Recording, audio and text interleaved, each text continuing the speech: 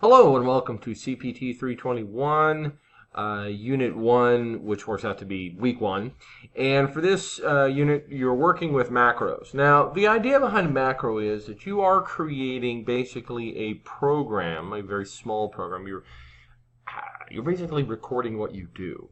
And it actually creates the code in the macro for it performing whatever it is. So this particular week, you have to record a macro, you have to record another macro, you have to assign a macro to a button or keyboard shortcut, you have to assign an existing macro to a new quick access toolbar, run a macro, execute a macro, delete a macro, and restoring a macro. So this is all basically macro calisthenics and how you add to it, record one, use it, put it somewhere, and things along those lines. But what I want you to do this week is I also want you to actually look at what it's recording.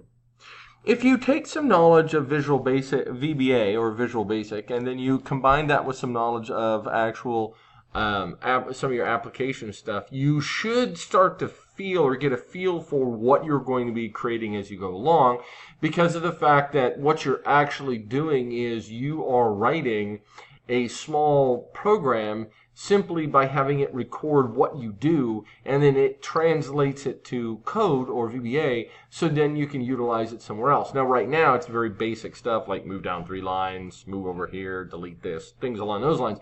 But each one of those actions create a line of code that repeats those actions. And the idea what they're trying to do is, get you to understand that you can automate your processes, because if you have a process that you repeat from week to week or month to month or day to day, and you automate that process, if you save yourself 6 keyboard clicks by clicking a button, over time that accumulates to something large, that gets rather large.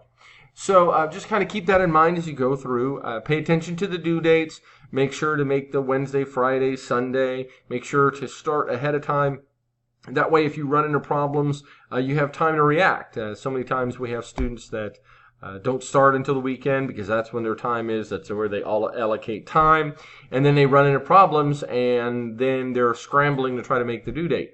But if you start at the beginning of the week, you run into, you work with it, you run into problems, you have time to react to those problems.